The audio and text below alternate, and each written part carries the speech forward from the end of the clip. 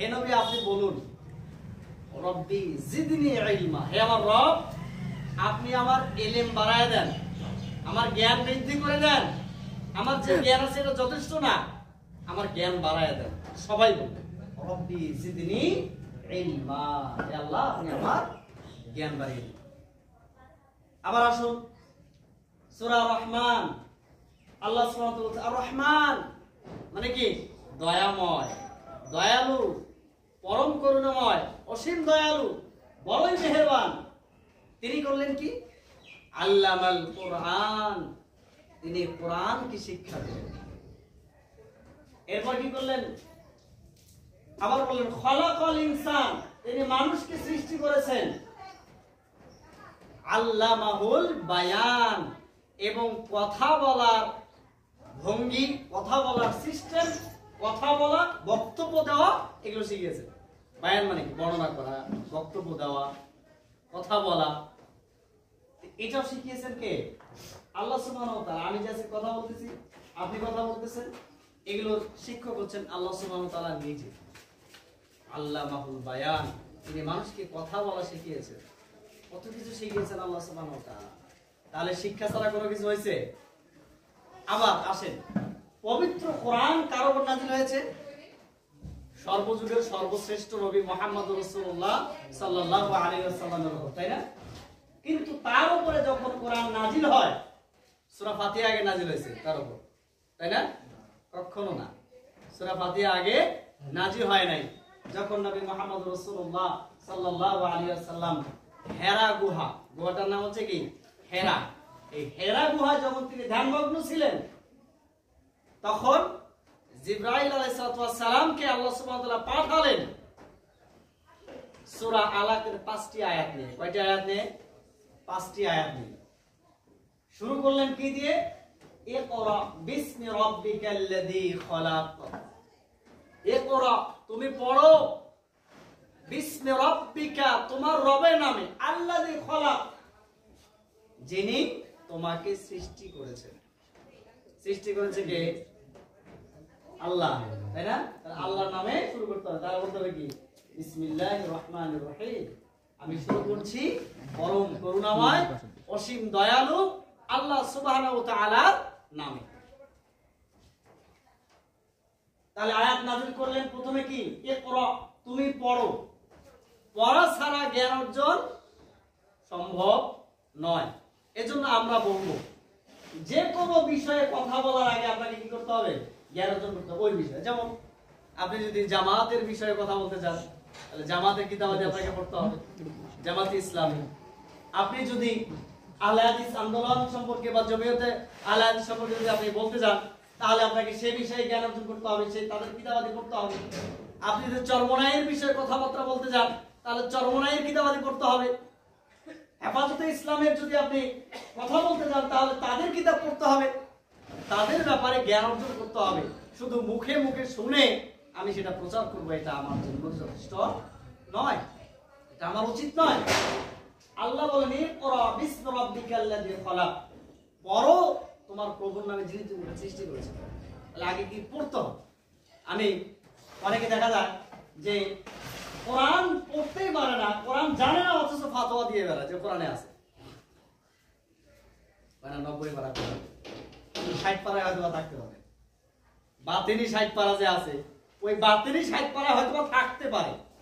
তবে যে ব্যক্তি বলবে যে কোরআন 90 পারা, তাকে বলবেন যে জাহেরি মানে প্রকাশ্য যেটা 30 পারা, এই জাহেরি 30 পারা বাদ দিয়ে তোমার ওই বাতিনি 60 পারার মধ্যে আমাকে 3টা আয়াত শোনা। কয়টা আয়াত? 3টা আয়াত শোনা। কিভাবে সে 3টা আয়াত শোনা যে বাতিনি নাকি 60 পারা আছে? এটা আমরা জানি না, মানে শরীয়তের আলেমরা নাকি জানে না, ওটা মারিফতের আলেমরা জানে। তো ওই মারিফতের আলেমদেরকে বলবেন যে তোমার বাতিনি 60 পারা যেহেতু এখনো আছে, তো তার থেকে আমাকে 3টা আয়াত শোনাও, না পারো 2টা, না পারলে 1টা কমপক্ষে শোনাও।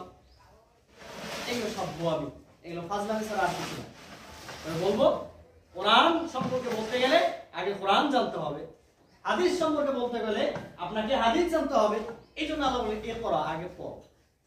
এরপর আয়াতে বললেন কি খলাকাল ইনসানা মিন আলাক, তিনি মানুষকে সৃষ্টি করেছেন জমাট রক্তপিণ্ড থেকে। এটা আমাদের সকলেরই জানা। এরপরে বলেন ইকরা ওয়া রাব্বুকাল আকরাম, পড়ো তোমার প্রভুর নামে, ওই রব যিনি সম্মানিত।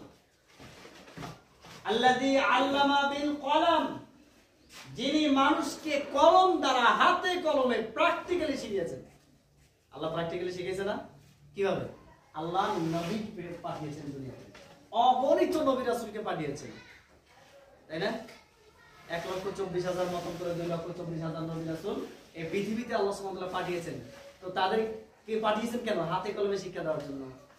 মুহাম্মদ রাসূলুল্লাহ সাল্লাল্লাহু আলাইহি ওয়াসাল্লামকে পাঠিয়েছেন কেন?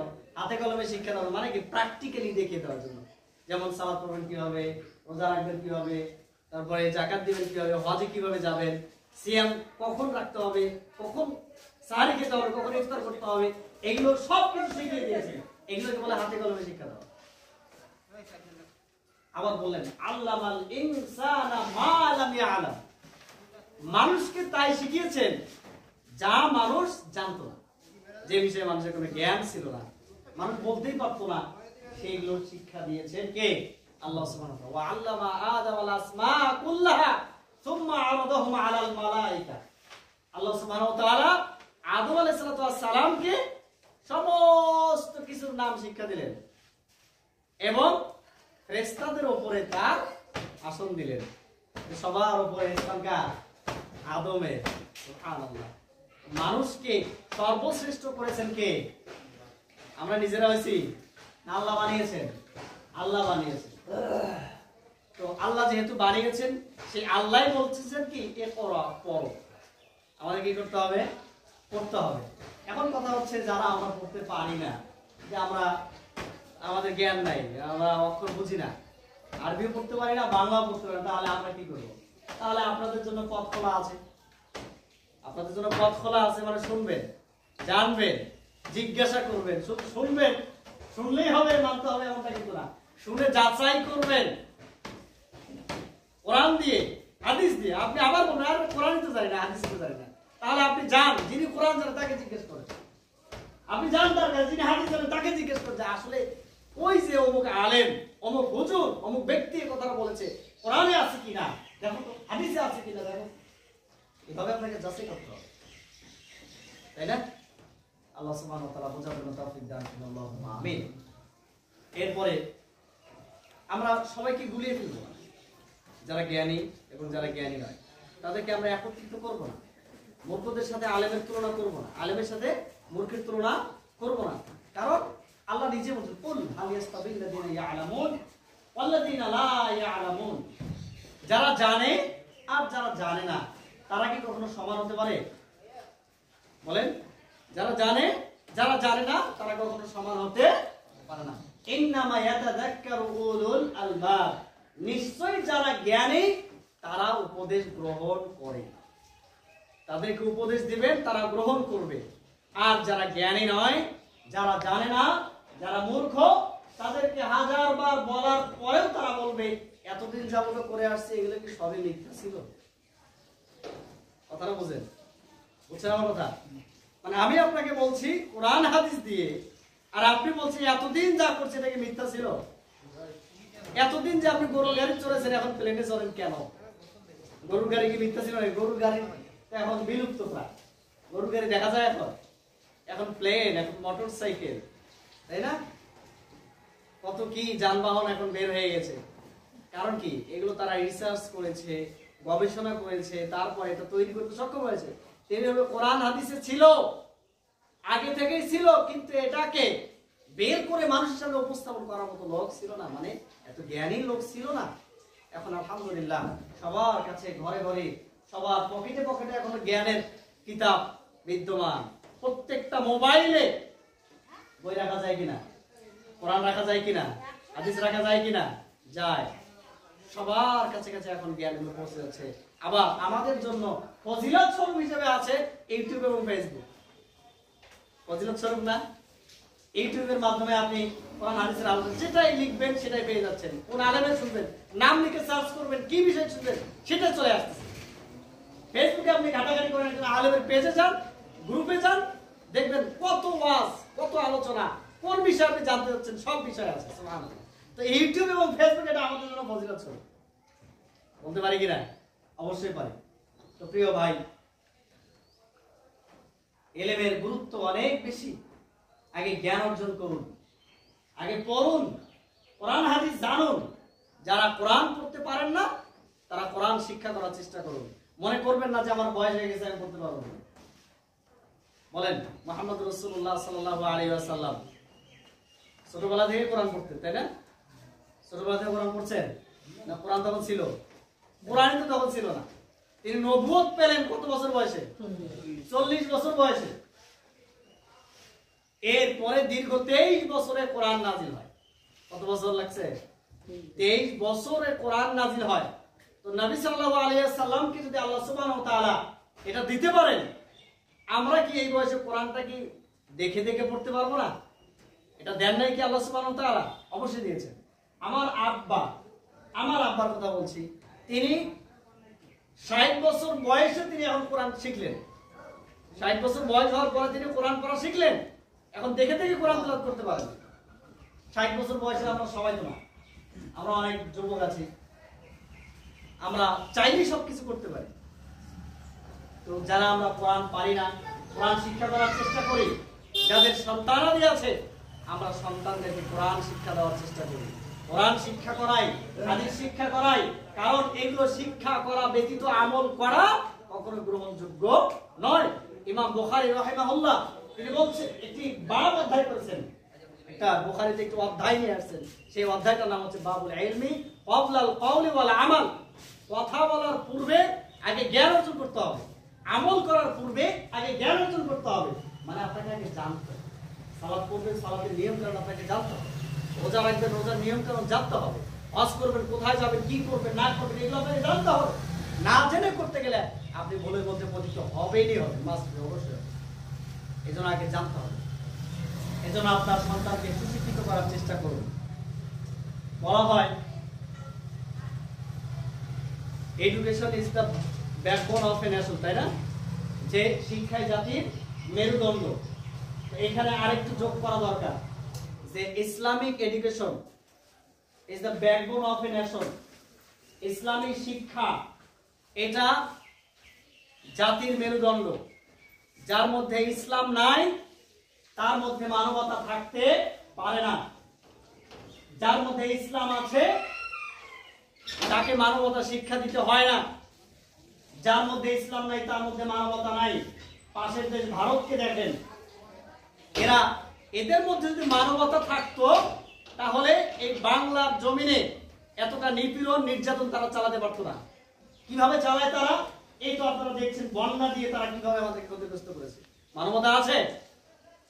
আর বাংলায় দেখেন, ইসলাম দেখেন কতটা উদার।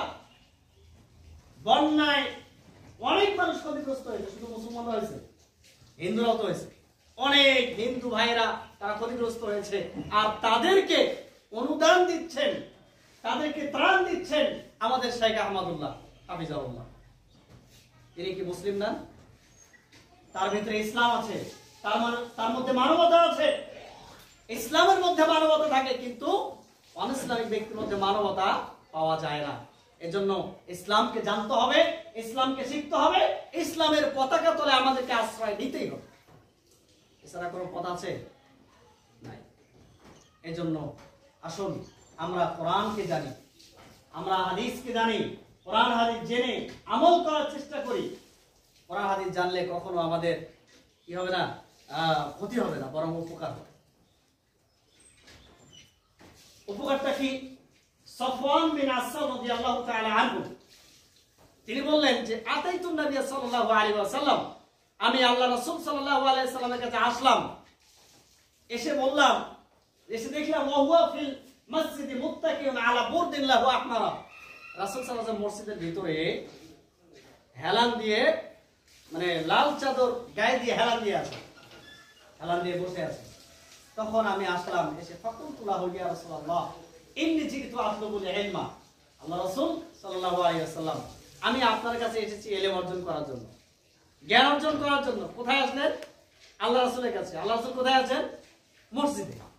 তাহলে মসজিদের দিন শিক্ষা করা যায়। বোঝা যাচ্ছে না যে মসজিদে দিন শিক্ষা করা যায়, বা এটা একটা জায়গা দিন শিক্ষা করার জন্য। এরপর আল্লাহ রাসূল কি উত্তরটা দিলেন সেটা আমরা দেখি। তিনি বললেন, মারহাবান বিতালিবিল ইলম, জ্ঞান অন্বেষণকারীর জন্য মারহাবা, স্বাগতম। তাকে স্বাগত জানাচ্ছেন মুহাম্মদ রাসূলুল্লাহ সাল্লাল্লাহু আলাইহি ওয়াসাল্লাম।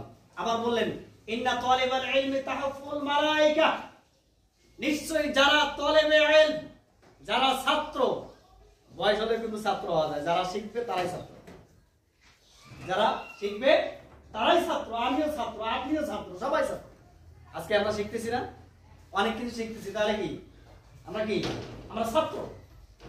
বললেন যে ইন্না তালিবাল ইলমি তাহাফুল মালায়েকা, নিশ্চয়ই যারা ছাত্র, যারা জ্ঞান অর্জন করে, এই তালিবে ইলমের জন্য ফেরেশতারা কি করেন? বিছিয়ে দেন আজনিহাতাহা, তাদের ডানা, তাদের পাখা। সুবহানাল্লাহ। আপনি আসবেন, উদ্দেশ্য কি? জ্ঞান অর্জন করার জন্য। আজকে আমি কোরআন শিখবো, আজকে আমি হাদিস শিখবো, আজকে এখানে একটা বৈঠক হবে কোরআন সুন্নাহ, সেখানে আমি যাব। যতক্ষণ আপনি এখানে থাকবেন, রহমতের মধ্যে থাকবেন। আর আপনি যে চলে আসলেন, আপনার রাস্তায় মাটি দেখতে পাচ্ছেন, ধুলা দেখতে পাচ্ছেন, আসলে এটা মাটি ধুলা কিচ্ছু না, আপনি ফেরেশতার পাখার উপর ভর করে আছেন। কে বলেছেন? মুহাম্মদ রাসূলুল্লাহ সাল্লাল্লাহু আলাইহি ওয়াসাল্লাম। ঠিক নয়? সুম্মা ইয়ারকাবু বা'দুহুম বা'দান, ফেরেশতারা একজনের কাঁধে আরেকজন ভর করবে। হাত্তা ইয়াবলুগা সামা দুনিয়া, এভাবে তারা প্রথম আসমান পর্যন্ত চলে যাবে। একজনের কাঁধে আরেকজন, আরেকজনের কাঁধে আরেকজন, এভাবে একজনের পর একজন উঠতে উঠতে প্রথম আসমান পর্যন্ত চলে যাবেন। মিন মাহাব্বাতিহিম লিমা ইয়াতলুবু, তারা যে জ্ঞান অর্জন করছে এর ভালোবাসায়। সুবহানাল্লাহ। আল্লাহর কাছে এটা পৌঁছায় দেবে। যারা জ্ঞান অর্জন করবে তাদের ভালোবাসার কারণে ফেরেশতারা একজনের কাঁধে ভর করে আসমান পর্যন্ত চলে যাবে। তাহলে জ্ঞান অর্জন করার দরকার আছে না নাই? বয়স হলেও করা যায় নাকি? না যে আমার তো বিয়ে হয়ে গেছে, বাচ্চা হয়ে গেছে কয়েকটা, আমার এই নাতিপুতি আছে, এখন কি আমার সেটার বয়স আছে নাকি? কথা কি এটা হবে? না। জ্ঞান অর্জন করার জন্য কোনো বয়স লাগে না, জ্ঞান অর্জন করতে কোনো বয়স লাগে না। রাসূল সাল্লাল্লাহু আলাইহি ওয়াসাল্লাম বিবাহের পরেই তো নবুয়ত পাইছেন নাকি? হ্যাঁ, এবং কোরআন নাজিল শেষ না হতেও তো নাতিপুতি দেখছেন নাকি? হাসান হোসেনকে পাইছিলেন কিনা? পান নাই? তাহলে তখনও যদি জ্ঞান অর্জন করা সম্ভব হয়, তাহলে আমাদের দ্বারা সম্ভব নয় কেন? আমি বলবো প্রত্যেকেই জ্ঞান অর্জন করুন। যে কোনো সময় আপনাকে জ্ঞান অর্জন করতে হবে, আপনি বাধ্য। কারণ আল্লাহ রাসূল সাল্লাল্লাহু আলাইহি ওয়াসাল্লাম বলেছেন, তলাবুল ইলমি ফরিদাতুন আলা কুল্লি মুসলিম। প্রত্যেকটা মুসলিম নর এবং নারী, চাই সে পুরুষ হোক চাই সে নারী হোক, প্রত্যেকটা পুরুষ এবং নারীর জন্য, যদি সে মুসলিম হয়, তার জন্য জ্ঞান অর্জন করা কি ফরজ। ফরজ বোঝেন? বাধ্যতামূলক করতে হবে। এই যে আপনি ৫ ওয়াক্ত সালাত আদায় করেন, ফজর, জোহর, আসর, মাগরিব, ইশা, এটা যেমন ফরজ। রমজান মাসে রোজা রাখেন, এটা যেমন ফরজ। টাকা পয়সা থাকলে হজে যান, এটা যেমন ফরজ। টাকা থাকলে যাকাত দেন, এটা যেমন ফরজ। তেমনি ভাবে ফরজ হচ্ছে জ্ঞান অর্জন করা। আমি জানি না, জানবো না এমনটা না, আপনি জানার চেষ্টা করুন। হয়তোবা আপনার আয়ত্তে আসবে না, বয়স হয়ে গেছে, জিহ্বা ভারী হয়ে গেছে, কষ্ট থাকবে, কিন্তু কষ্ট থাকলে এর মধ্যে কি আছে? নেকি আছে। আপনি বলতে পারেন যে আমি চেষ্টা করছি, আমি তো ছাত্রই ছিলাম। কিন্তু যদি আপনি একদম নিশ্চয় হয়ে থাকেন, তাহলে এর দায় এড়ানো অসম্ভব। এর দায় আপনি এড়াতে পারবেন না কখনো। কেন আপনি জ্ঞান অর্জন করবেন? আবু হুরায়রা রাদিয়াল্লাহু তাআলা আনহু বলছেন, তিনি বলছেন, সামি'তু রাসূলুল্লাহ সাল্লাল্লাহু আলাইহি ওয়াসাল্লাম, আমি আল্লাহ রাসূল সাল্লাল্লাহু আলাইহি ওয়াসাল্লামকে বলতে শুনেছি, এখন তিনি বলেন, আদ-দুনিয়া মালউনাতুন, দুনিয়াটাই অভিশপ্ত। ওয়া মালউনুন মা ফিহা, শুধু দুনিয়া অভিশপ্ত নয়, দুনিয়ার মধ্যে যাহা কিছু আছে, আসমান জমিনের মাঝে যাহা কিছু আছে, সব কিছু অভিশপ্ত, সবকিছু লানত প্রাপ্ত হয়ে গেছে। তাহলে কি করব? বললেন, ইল্লা যিকরাল্লাহি ওয়া মা ওয়ালা, তবে আল্লাহর জিকিরটা অভিশপ্ত নয়। আল্লাহর জিকির মানে আল্লাহকে স্মরণ করা, এটা অভিশপ্ত নয়। ওয়া মা ওয়ালা, এবং যিনি জিকির করেন মানে কি আল্লাহকে স্মরণ করেন, সালাত আদায়কারী, জিকিরকারী। কোরআন তেলাওয়াতকারী, জিকিরকারী। হজ যে করে, হজ করে পালনকারী, তিনিও জিকিরকারী। মানে আল্লাহর ইবাদতে যারা থাকবে তারাই আল্লাহ জিকির করে। জিকিরকারী লা ইলাহা ইল্লাল্লাহ বললে জিকির না। জিকির শব্দের অর্থ হচ্ছে কি? স্মরণ করা। জিকির মানে কি? স্মরণ করা, আল্লাহকে স্মরণ করা, ইবাদত করা, কোরআন তেলাওয়াত করা, এগুলো সব কিছু জিকিরের অন্তর্ভুক্ত। এই জিকির এবং যারা জিকিরকারী তারা অভিশপ্ত নয়, এ ব্যতীত যারা আছে তারা সবাই অভিশপ্ত। আবার বলেন ওয়ালিমান ওয়া মুতাআল্লিমান, যারা আলেম এবং যারা মুতাআল্লিম মানে ছাত্র। আলেমের ছাত্র, আলেম এবং মুতাআল্লিম, ছাত্র শিক্ষক আলেম, এরা অভিশপ্ত নয়। তাহলে আমাদেরকে আলেম হতে হবে। আলেম হবেন কিভাবে? মানে আলেম হওয়া যদি সম্ভব না হয়, ছাত্র তো হতে পারবে নাকি? এই বয়সে যদি আলেম হওয়া সম্ভব না হয়, ছাত্র হতে পারবো না? এমন তো বলেন না যে খালি আলেমরা অভিশপ্ত নয়, ছাত্ররা অভিশপ্ত নয়। এছাড়া আল্লাহর স্মরণ, আল্লাহর জিকির, জিকিরওয়ালা, আলেম এবং ছাত্র এরা অভিশপ্ত নয়। তাছাড়া পৃথিবীতে যা কিছু আছে সবকিছু অভিশপ্ত। তাহলে আপনি এটা মাথায় রাখেন যে যদি আমি জ্ঞান অর্জন করতে পারি, আল্লাহ সুবহানাহু ওয়া তাআলা আমার উপর বিশেষ রহমত নাযিল করছে। অনেকে আছে ছেলে মেয়েদেরকে মাদ্রাসায় দেয় পড়ানোর জন্য, জ্ঞান অর্জন করার জন্য, কিন্তু এই ছেলেটা পড়তে পারে না বা পালায়ে যায়, ও একবারে এখান থেকে আউট হয়ে যায়। এটা আসলে আপনি মনে করবেন যে আল্লাহ সুবহানাহু ওয়া তাআলা তার ভাগ্যে রাখে নাই, আল্লাহ তাকে পছন্দ করে নাই। কেন বলবেন? মুআবিয়া রাদিয়াল্লাহু তাআলা আনহু বলছেন যে ভাই ইউরিদুল্লাহু বিহি খায়রান ইউফাক্কিহু, যে ব্যক্তি আল্লাহ, যাকে আল্লাহ কল্যাণ দিতে চান, মাই ইউরিদুল্লাহু বিহি খায়রান, আল্লাহ যাকে কল্যাণ দান করতে চান, ইউফাক্কিহু ফিদ্দীন, আল্লাহ তাকেই জ্ঞান দান করেন।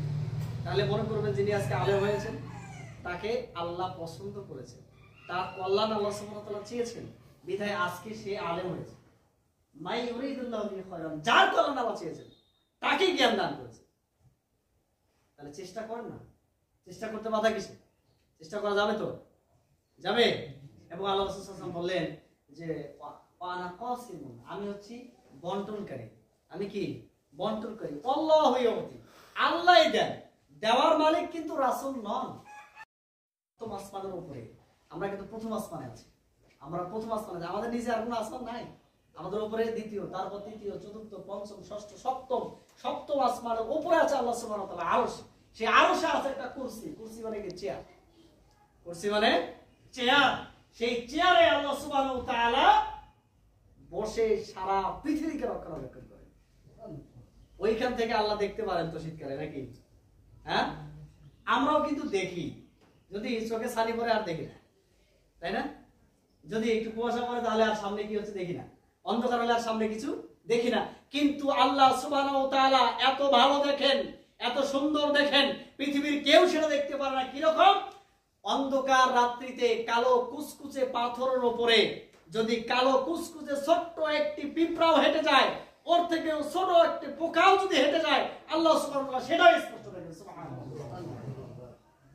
এই জ্ঞানটা আমার থাকতো না যদি আমি আজকে কোরআন না পড়তাম। এই জ্ঞানটা আমার থাকতো না যদি আমি হাদিস না পড়তাম। তাহলে কোরআন হাদিস জানা জরুরি কিনা? হ্যাঁ, অবশ্যই জরুরি। এই জন্য আমি বলবো আপনি আপনার সন্তানকে কোরআন শিক্ষার প্রতি উদ্বুদ্ধ করুন, কোরআনকে জানার জন্য উদ্বুদ্ধ করুন। শুধু কোরআন পড়লেও হবে না।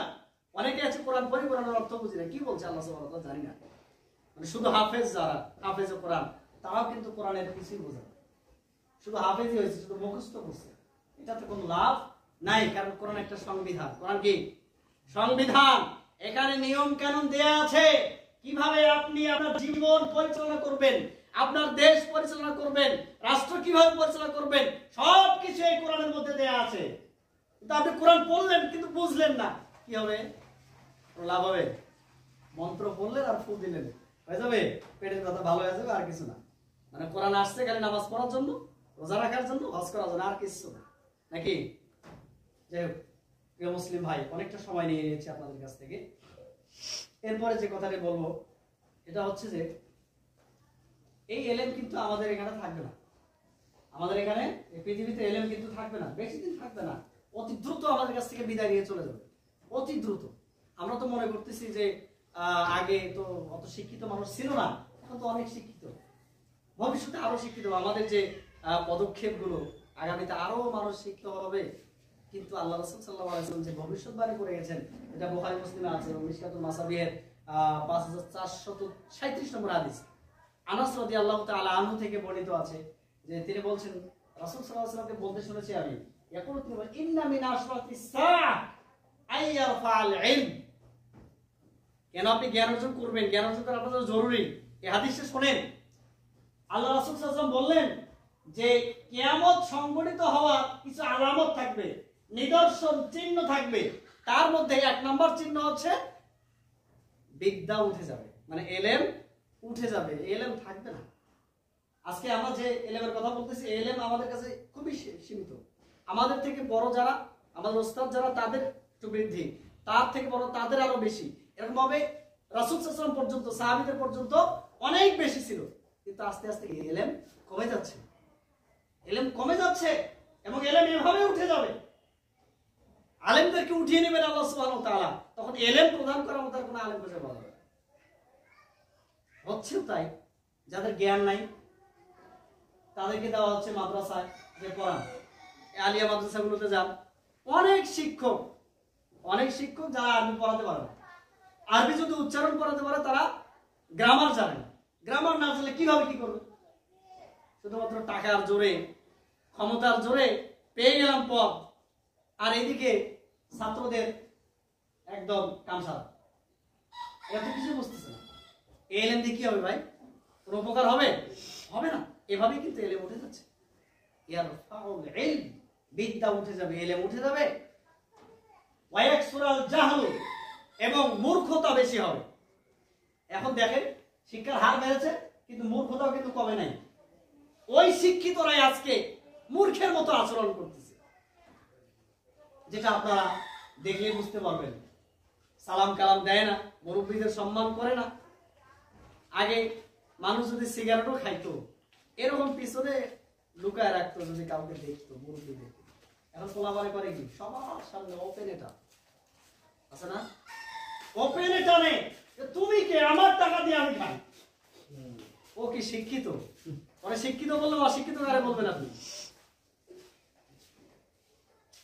সেটা বড় হোক বা ছোট হোক, বয়সে বেশি হোক বা কম হোক, ওপেনে সবার সামনে সিগারেট খাওয়া, এটা মূর্খতা ছাড়া আর কিছুই নয়।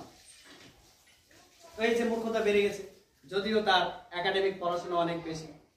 আবার বললেন জিনা, 2 নম্বরে বললেন, এরপর বললেন জিনা বেড়ে যাবে, জিনার সংখ্যা বেড়ে যাবে। জিনা বেড়েছে না বেড়ে নেই? বাড়েনি, বাড়ছে, অনেক বেড়ে গেছে। প্রত্যেকটা এলাকায় আবাসিক হোটেল আছে। এছাড়াও বিভিন্ন জায়গায় কোন বাড়িতে বা নির্জনে জেনার পরিবেশ তৈরি করা হচ্ছে। এছাড়াও মোবাইলে জেনা করা হচ্ছে, ফেসবুকে, মেসেঞ্জারে জেনা করা হচ্ছে, ইমোতে জেনা করা হচ্ছে। জেনা চোখের মাধ্যমে হয়, আমার মুখের মাধ্যমে হয়, জেনা কানের মাধ্যমে হয়, অন্তরের মাধ্যমেও জেনা হয়। জেনার পরিমাণ অনেক বেড়ে গেছে সমাজে। এটা কিসের আলামত? কিয়ামতের আলামত। এরপরে যে আলামতটা আপনি দেখবেন সেটা হচ্ছে ওয়ায়াকসুরু শুরবুল খামরি, মদ পানের সংখ্যা বেড়ে যাবে। মদ পানের সংখ্যা বাড়ছে। মদ বলতে কি বোঝেন আপনি? বোতল খুলে যেটা খায় ওটা কিন্তু না, ওটাও মদ, কিন্তু ওটাই না। জর্দা, গুল, বিড়ি, সিগারেট, ইয়াবা, ফেন্সিডিল, আরো অনেক কিছু আছে যেগুলোর নাম আপনারা জানেন, আমার বলতে হবে। এইগুলো কি? নেশা। যাহা আপনি নেশা করে খান, যেটা খেলে আপনার পেট ভরে না, শরীরে কোনো শক্তি পান না, এই জিনিসগুলো নেশায় পরিণত হয়ে গেছে, এগুলোর নাম হচ্ছে মদ। এই মদ পানের সংখ্যা বেড়ে গেছে। বিড়ির কোম্পানি বিড়ি সাপ্লাই দিতে পারে না, সিগারেট কোম্পানি সিগারেট সাপ্লাই দিতে পারে না। আরে যেটা আমরা ছোটবেলায় দেখছি যে 1 টাকাও খায় নাই, 8 আনা করে খাইছে, এখন ওটার দামে 10 টাকা, 15 টাকা, 20 টাকা হয়েছে। তারপরও মানুষ এতটাই খায় ধারণা ছাড়া। তো মদ পানের সংখ্যা বেড়ে যাবে, এটা কিয়ামতের আলামত। কিয়ামত বেশি দূরে নয়। আপনি মনে করবেন কিয়ামত সন্নিকট, এই তো আসছে। এজন্য ভাই আমার বেনামাজি থাকার দরকার নাই, আমার বেহালালি চলার দরকার নাই। কখন বা পৃথিবী ধ্বংস হয়ে যায় আমি জানি না। এজন্য আমার ভালো কর্ম করা উচিত, ইবাদত করা উচিত, আগে আল্লাহর ইবাদত করা উচিত। এরপরে বিড়ি সিগারেট জর্দাগুলো এগুলো ছেড়ে দেন, দিয়ে আল্লাহর পথে চলে আসেন, মানুষকে সেবা করেন, মানুষের উপকারে আসেন। কখনো মানুষের অকল্যাণ করবেন না, ক্ষতি করতে যাবেন, খুব খারাপ জিনিস। এরপরে বললেন পুরুষের সংখ্যা কমে যাবে। কমছে না কমে নাই ভাই? মহিলার সংখ্যা বেড়ে যাবে। জরিপে দেখা যায় তো যে পুরুষ কম নারী বেশি। কতটা হবে আমাদের দেশে? কতটা হবে? একজন পুরুষ সমান কতজন নারী জানা আছে আপনাদের? অনেকদিন আগে 4 জন কি 3 জন এরকম দেখছিলাম, এখন তো আরো বেশি। তো আল্লাহ রাসূল সাল্লাল্লাহু আলাইহি ওয়াসাল্লাম বললেন এটাও নয়, এটাও নয়, হাত্তা ইয়াকুনা লি 50 ইমরাতান আল কাইমুল ওয়াহিদ, এমনকি একজন পুরুষ 50 জন নারীর পরিচালক হবে। আশ্চর্যজনক, এতগুলো হয়ে যাবে, একটা পুরুষ সমান 50 জন নারী। এটা কিয়ামতের আলামত ভাই। সেদিন আর বেশি দূরে নয়, অতি শীঘ্রই আমাদের সামনে সেই দিকটা চলে আসছে। অনেকগুলো আলামত আমরা পেয়ে যাচ্ছি। অতএব আর দেরি নয়, আর দেরি নয়। আসুন জ্ঞান অর্জন করুন, কোরআন শিক্ষা করুন, হাদিস শিক্ষা করুন, আল্লাহর ইবাদতে নিজেকে মগ্ন করুন। এমনটা তো আপনাকে বলিনি ভাই যে আপনি আল্লাহর ইবাদত করবেন আর বাইরে যাবেন না, আপনি ইনকাম করবেন না, আপনি মাঠে যাবেন না, এমনটা কি বলা হয়েছে? আপনার বলা হয়নি। আজকে এলেম না থাকার কারণে আপনার সন্তান আপনাকে সম্মান করে না। আজকে এলেম না থাকার কারণে আপনার বাবা মা আপনাকে সম্মান করে না, স্নেহ করে না। কিভাবে আপনাকে মানুষ করতে হবে, কিভাবে কথা বলতে হবে, এটা বাবা মাও জানে না, সন্তানও জানে না কিভাবে বাবা মাকে সম্মান করতে হবে। কিসের কারণে? আজকে তার ওই যে ইসলামিক জ্ঞান নাই। এডুকেশন আছে কিন্তু ইসলামিক এডুকেশন নাই। ইসলামিক এডুকেশন প্রত্যেকটা মুসলিমের জন্য আবশ্যক। আল্লাহ সুবহানাহু ওয়া তাআলা বোঝার জন্য তৌফিক দান করুন।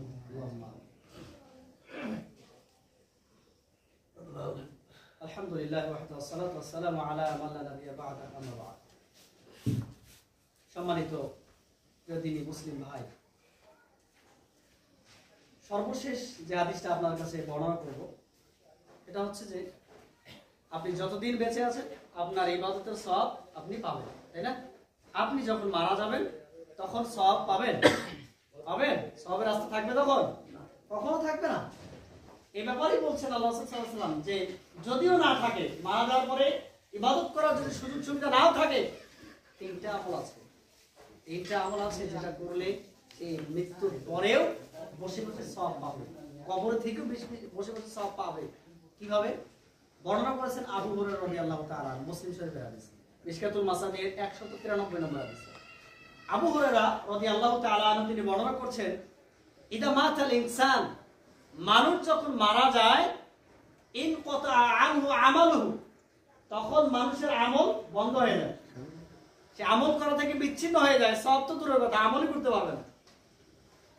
এরপরে করে কি? ইল্লা মিন সালাসাতিন, তবে 3টা আমল ব্যতীত, 3টা আমল ব্যতীত বাকি সমস্ত আমলের রাস্তা সব বন্ধ হয়ে যায়, ছিন্ন হয়ে যায়। কি কি? সালাত আদায় করে না, আপনার মেয়ে 5 ওয়াক্ত সালাত আদায় করে না, অথচ আপনি তার কাছে ভালো কিছু কামনা করছেন যে আমার ছেলে একদিন আমার মুখ উজ্জ্বল করবে। দুনিয়াতে উজ্জ্বল করতে পারলে পরকালে করতে পারবে না। আমি বুঝাতে পারছি? আপনার ছেলে দুনিয়াতে আপনার মুখ উজ্জ্বল করলে পরকালে পারবে না, কারণ আপনার ছেলে 2 হাত তুলে আপনার জন্য দোয়া করবে না, ও তো নামাজই পড়ে না। মারা গেলে ইন্না লিল্লাহি ওয়া ইন্না ইলাইহি রাজিউন এটাই সে বলতে পারবে না, আপনার দোয়া করবে কি? এটা ভাবা যায়? আমি অনেককে দেখেছি, আমার নিজের দেখা, সেটা হচ্ছে যে অনেকের বাবা মারা গেছে, সেই দিন থেকে সালাত শুরু করে দিয়েছে। আবেগে সালাত পড়ে, বিবেক দিয়ে না, আবেগে সালাত পড়ে।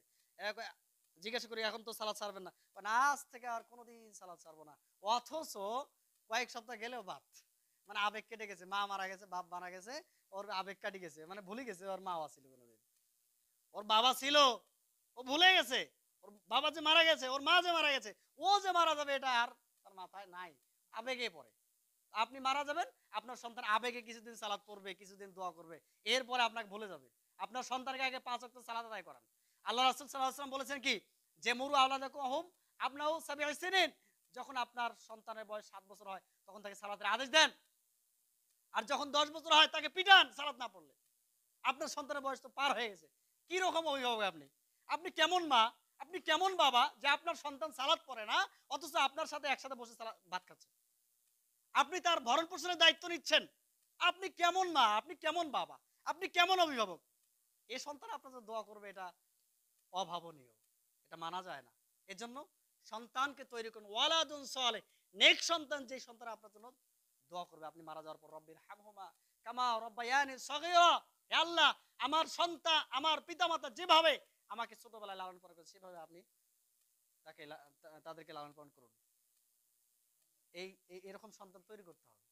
এরকম সন্তানের জন্য আগে 5 ওয়াক্ত সালাত পড়ান, আগে তাকে কোরআন শিক্ষা করান, হাদিস শিক্ষা করান। এটা পিতামাতার দায়িত্ব। আপনার সন্তানকে আপনি কিভাবে লালন পালন করবেন, আপনার কল্যাণে নিয়ে আসবেন না অকল্যাণে নিয়ে আসবেন, আপনার ব্যাপার। জেনারেল শিক্ষার পাশাপাশি এটা করা সম্ভব কিনা ভাই? অবশ্যই সম্ভব। আপনারা উদ্যোগ নেন, আমরা প্রস্তুত আছি ইনশাআল্লাহ আপনাদেরকে কোরআন শিক্ষা দেওয়ার জন্য, আপনাদেরকে হাদিস শিক্ষা করার জন্য। এমনকি আমরা এটাও চালু করবো ইনশাআল্লাহ যে একটা কোর্স সিস্টেম করবো যে এখান থেকে আলেম বাইর হয় যুবকদের মধ্যে থেকে, যারা পড়তে চায় কিন্তু বয়স পার হয়ে গেছে বিধায় শর্ট করছে, আমরা এটা করার ব্যবস্থা করবো ইনশাআল্লাহ। যদি আপনারা সহযোগিতা করেন, আপনারা যদি একমত থাকেন, ইনশাআল্লাহ হবে। আল্লাহ সুবহানাহু ওয়া তাআলা আমাদের সকলকে বোঝার তৌফিক দান করুন এবং দ্বীনি শিক্ষা অর্জন করার তৌফিক দান করুন এবং ইহকালীন এবং পরকালীন সওয়াব, অশেষ সওয়াব লাভ করার তৌফিক দান করুন। আল্লাহুম্মা আমিন। আল্লাহুম্মা সাল্লি আলা মুহাম্মাদ ওয়া আলা আলি মুহাম্মাদ কামা সাল্লাইতা আলা ইব্রাহিম ওয়া আলা আলি ইব্রাহিম ইন্নাকা হামিদুম মাজিদ। আল্লাহুম্মা বারিক আলা মুহাম্মাদ ওয়া আলা আলি মুহাম্মাদ কামা বারাকতা আলা ইব্রাহিম ওয়া আলা আলি ইব্রাহিম ইন্নাকা হামিদুম মাজিদ। সুবহানাকা আল্লাহুম্মা বিহামদিক আশহাদু আল্লা ইলাহা ইল্লা আনতা আস্তাগফিরুকা ওয়া আতুবু ইলাইক।